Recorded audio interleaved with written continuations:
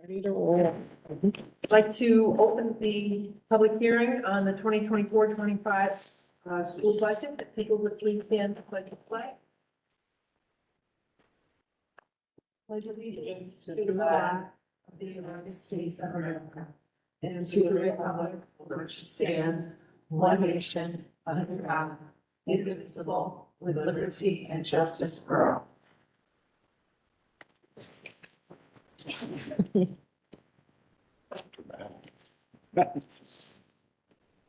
Me? All righty. So welcome to our annual budget hearing presentation. The reason we're here, this is required by New York State SED. This hearing must be held 7 to 14 days before the budget vote. And our budget was adopted on April 9th, 2024 by our board. So this is just an overview of what the board has adopted. And the slides are also available online on our website and all the additional documents that we are providing. That was my next one. Okay, so this is a summary of the three components of our budget, and that was also in your newsletter that we sent out. We've gone through the line-by-line details of the budget, and that, as Julie just said, is also online if you want to see the line-by-line detail. We've looked at all these numbers before, nothing has changed since then. So you can see the administrative component is up 9.32%. The capital component, 2.7, and the program component is 12.83%. We've gone over what these all make up unless the board has any questions. I know we've talked about all of these. So we'll go to the revenue projections, which again, nothing has changed from what we adopted. Our overall state aid is increased 1.87%, 203,866. The other big increase on here is our interest earnings, and that's because of our New York class and our sweep accounts that we have with the banks. Interest rates have gone up tremendously, so that's good news there. And again, I will be remiss if I don't point out our tax levy is at 6.96%. And we'll talk about that on the next slide, slides coming up. Last year, we did go over the levy calculation. So I printed out a slide here that shows exactly what brings up our levy limit. I'm not going to go through line by line, but the biggest thing that we haven't had the last couple of years was the exclusions. And you can see the little arrow there. There's the calculation of our exclusions and how that plays into our tax levy calculation. Without our debt or any purchases, that brings those exclusions down. That'll lower your tax levy. This shows our levy limit for this current year is 2.9% or $143,538. That is our allowable limit. It's not what everybody thinks it's 2%. That is our allowable limit that we could go out at. And so the contingency budget, I'm not going to read the slides to you. Everybody knows that since the tax cap went into effect, there's no longer all these contingencies. It's worth noting that if our budget fails at the 6.96% estimated, and we do go to a contingency budget, it could be no higher than the current year's tax. So we would have to come up with $344,535 to balance that new budget. So that's a big number that we have to make up, which is the total of our increase for our tax levy this year. Again, sorry, go back to this.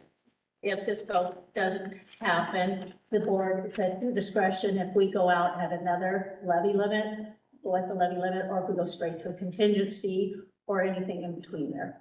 That's strictly, We have two votes. Two shots, yeah. So this is the first, we have one vote. We can after do that. a second vote, which is the June vote, or the board can decide something else. Okay.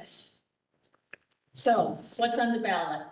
And this was all adopted at our last board meeting, all these propositions. So it's worth noting that, again, we're paper ballot only. Washington County could not provide machines again. So it's all going to be hand counted. The budget vote is again at the high school entrance. We have handicap parking and we will have, Officer Gallagher helping us when the buses go through with the parking. But other than that, that'll be dedicated strictly for our budget vote. So the language on here is very specific and it has to be that way when you exceed the tax cap limit. So it looks really big, but you have to have all that language on there. Okay, so the voters are aware that we're going for the supermajority. And again, that's 60% of the turnout.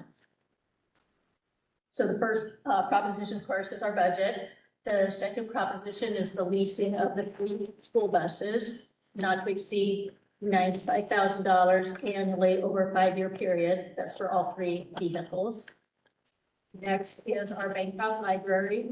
They're asking for $2,500 for their annual budget, making that $44,775. And lastly is for our board seats. We have 2 terms expiring, which is Heidi Kirchner and Jennifer McKeegan. And so far, we only have, well, the petitions are closed. We have 1 petition in, and that's for Jennifer McKeegan. So we'll have to either have a write-in or have a big long vacancy. Heidi. So. Satellite is up there.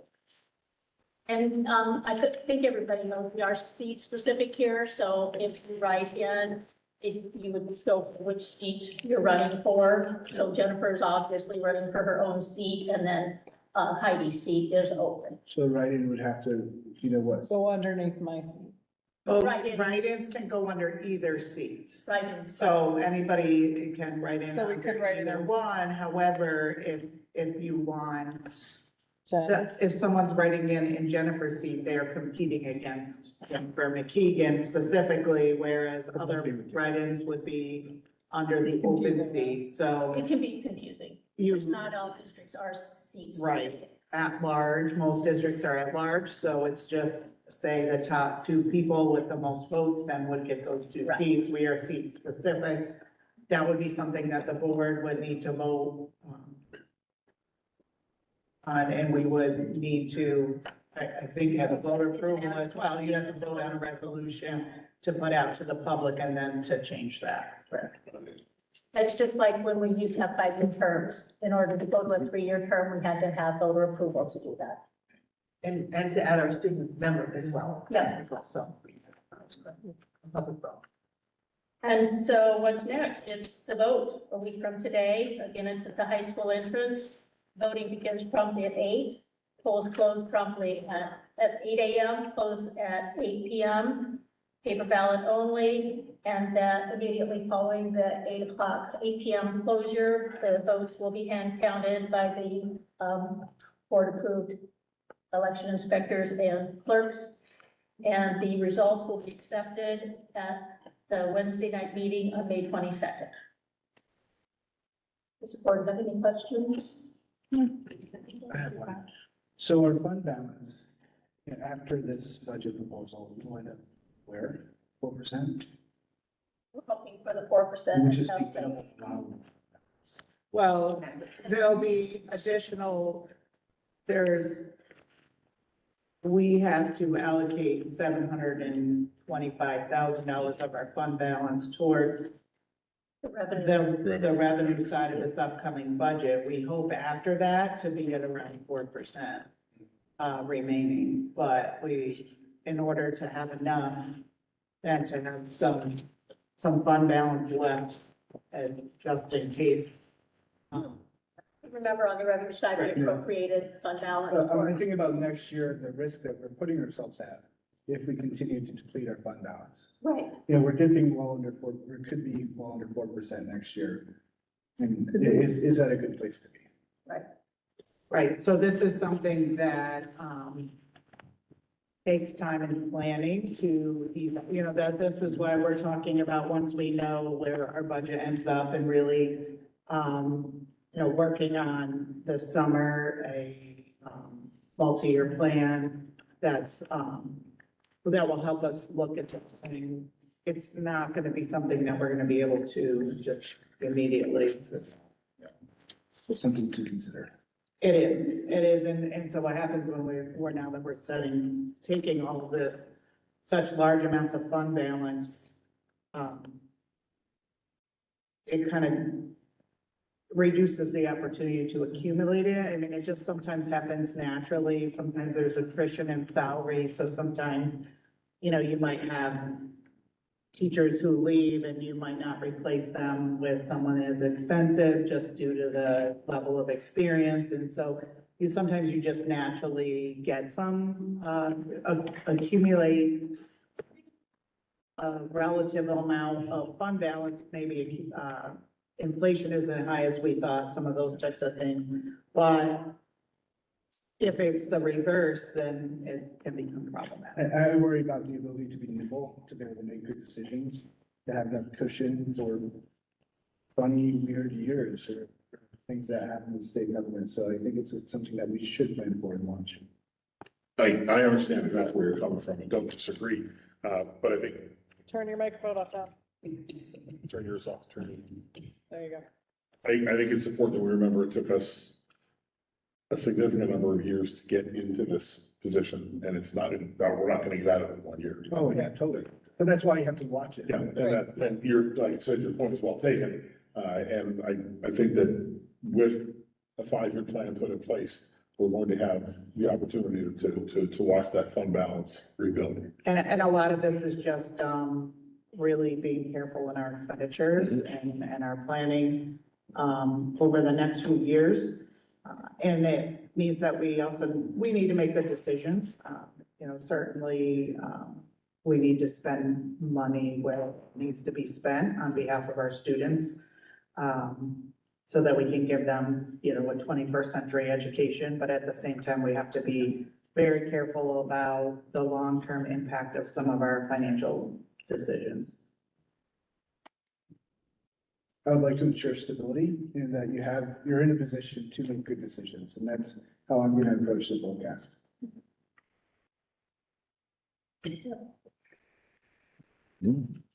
Any additional questions for Karen? No.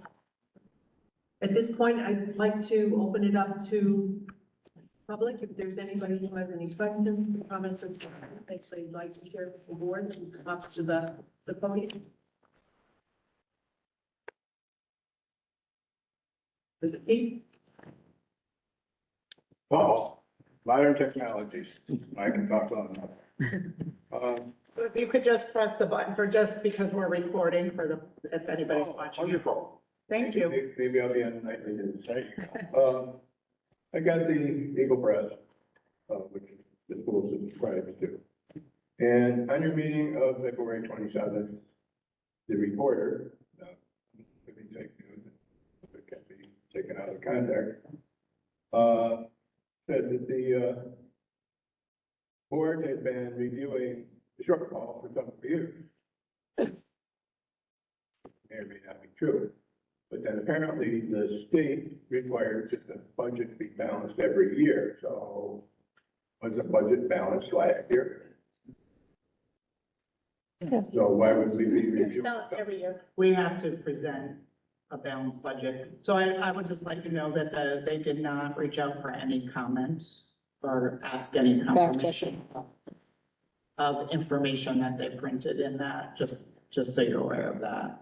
That article was printed. It did not reach out to us to confirm Oh, so, any of that information. okay. So, all right, so the reporter was here and he just put it into. I don't know, I'm not sure. I don't know. There were quite a few people at that meeting. They may or may not have been here, but. Okay, full crowd here tonight, but, But, yeah, and I'm not saying that it was, I don't know the context of that. I'd have to read it. And Okay. we could take a look at it, but the balance is required to be the budget is required to be balanced, Yeah. every year. well, also it said, and you can correct me if that's a problem, but it said, let me see if I can get my glasses on here.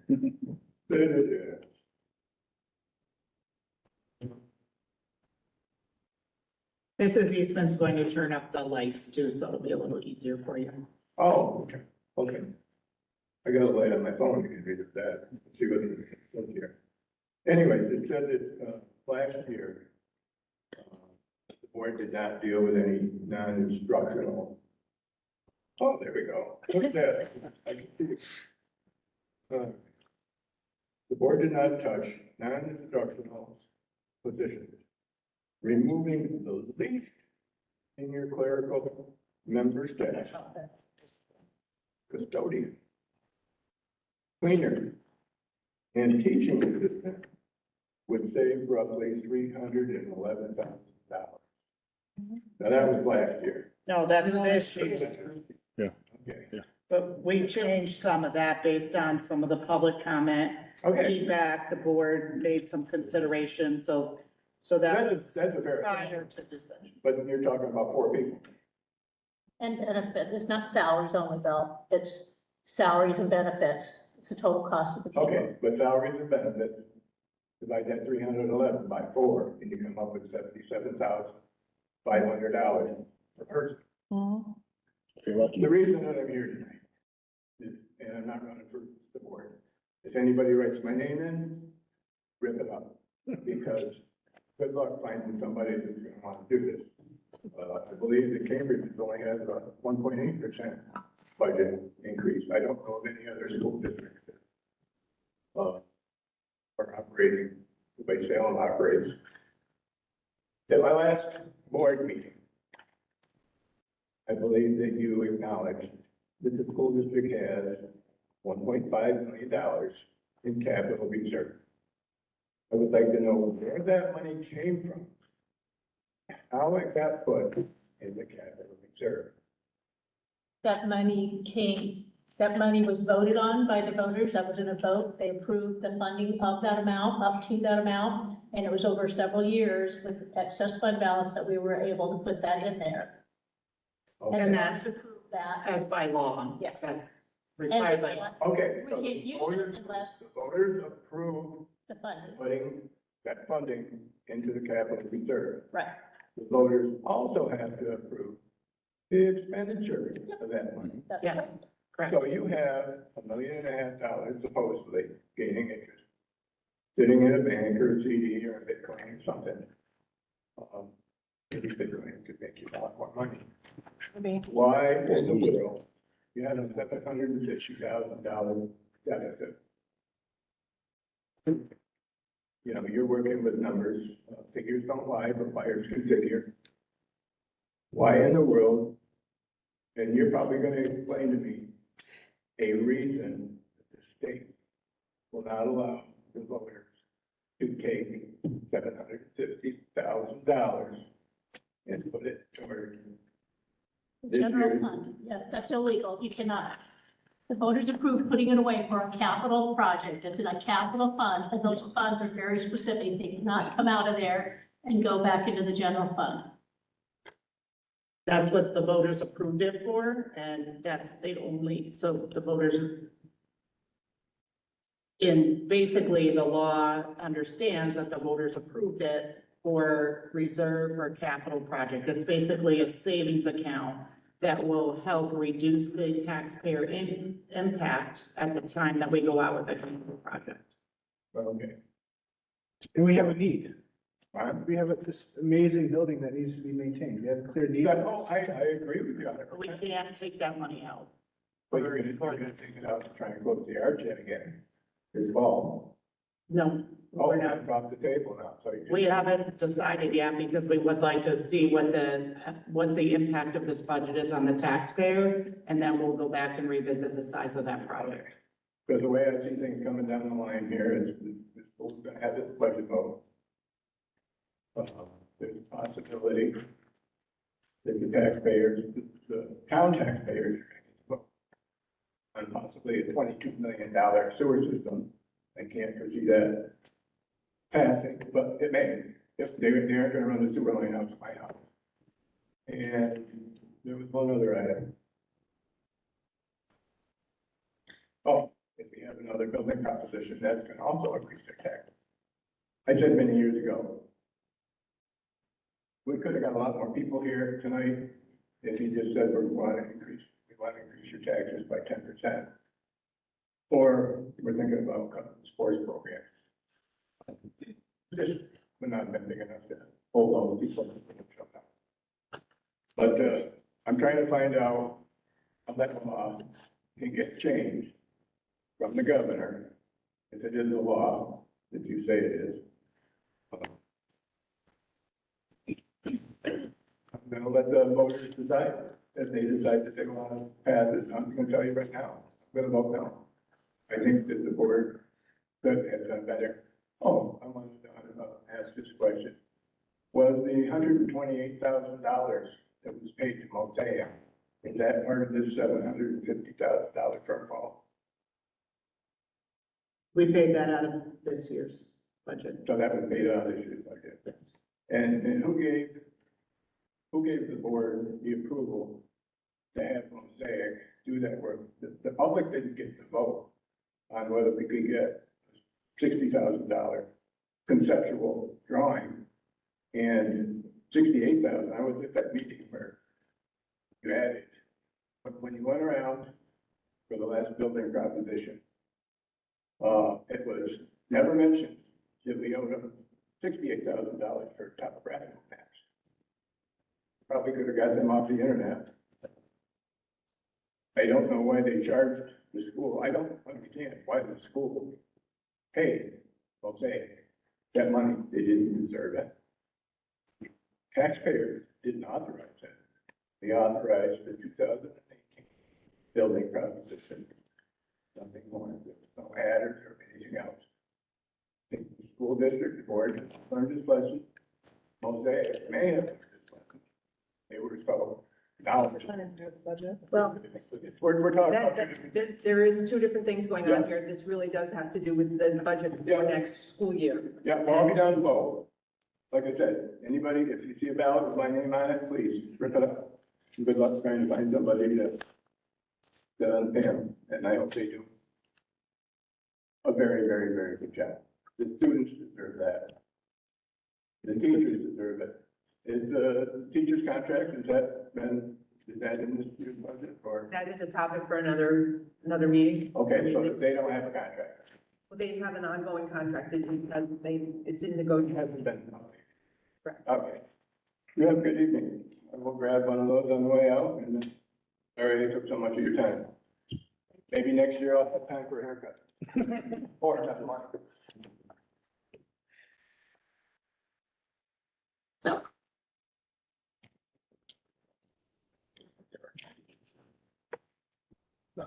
Mike Fuchs.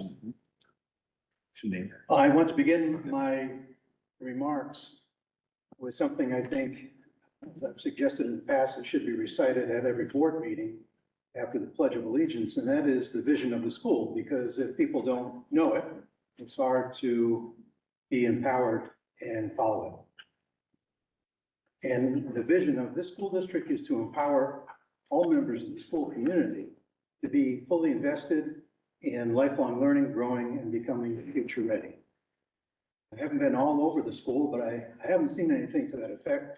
It should be on letterhead, it should be prominent in your website, and as I said, it should be recited. If I quiz people here, I'm not sure how many people could say it without looking at their cell phone. Now, at an earlier meeting, I talked about promoting the budget. I'm very much aware that you can't expend resources, financial resources to that end. Your goal is to convince shareholders, and that's what taxpayers are, shareholders, that you're a worthy investment. And that's your biggest leverage point. But you can have a banner out on the school grounds stating, please vote on May 21st from this time to this time. On March 27th, which will be 7 weeks ago tomorrow, I attended the pre-K through 6 elementary open house. And I had asked if there were any plans to coordinate an event on the day of the vote. I know Greg Adala, when he was superintendent here, there were learning fairs on the day of the vote. Other area schools, Greenwich, Schuylerville, just to name two, coordinate an activity, an art show, or in this case, you have a choir that will be touring Germany, I believe this summer. And it would have been an excellent opportunity to have that group not only perform, which would attract people in, but also solicit donations, as I've seen in area businesses. If there's something planned, I'm not aware of it, and the vote is a week from today, but it's disappointing to me that you haven't, and correct me if I'm wrong, there's not been any plan to coordinate an activity that would bring people in. You can't say, please vote yes, but you want to bring people in because it makes it easier for them to vote. And that's all I have to say. Thank you. Bill, is there anybody else that has a comment or a question?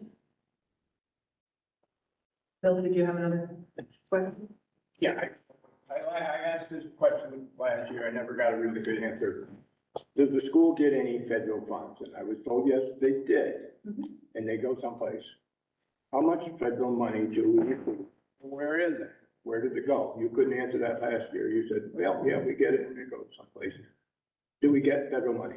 Yeah, and I said yes last year as well, but that's totally separate from the general fund and totally I don't separate care. from the, Where is that money? You can't disclose that. That's a top secret. excuse me? You can't disclose how much money we get from the federal government? I don't have those. It depends on the year and the amount of grants that are available. So there are title funds that are available.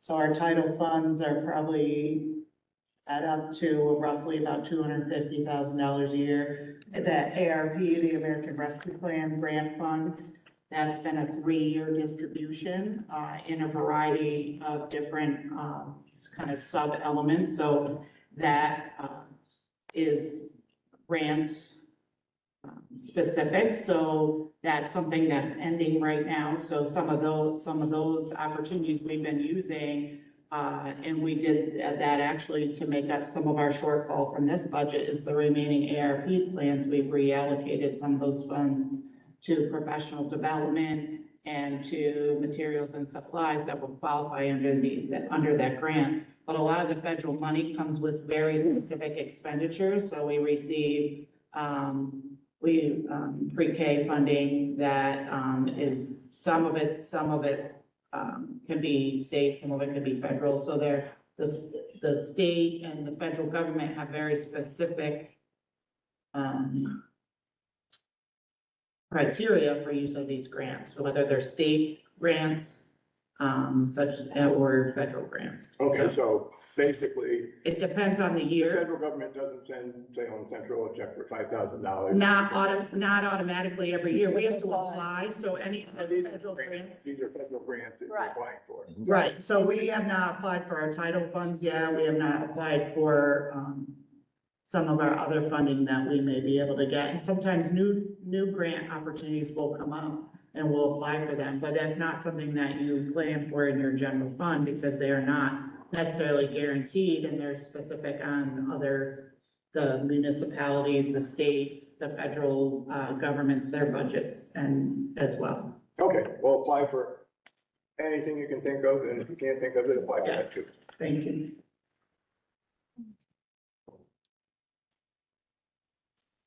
Are there any additional questions or comments? Thank you, guys. No? I just have one comment from the board that several weeks ago, we had a well-attended meeting. And one of our community members made an excellent point that I think needs to be reiterated to the community.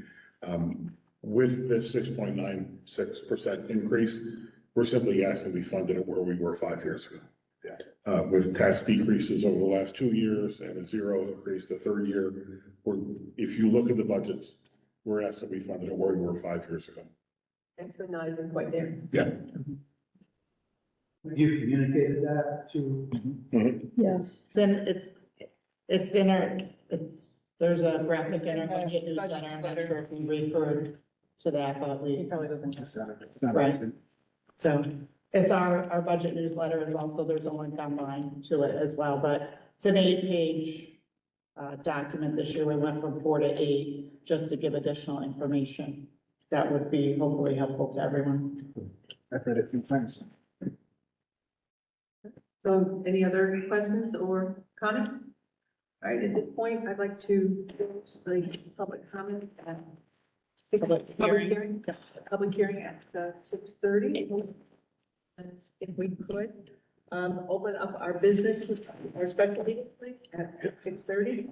And we have one action item we need to take.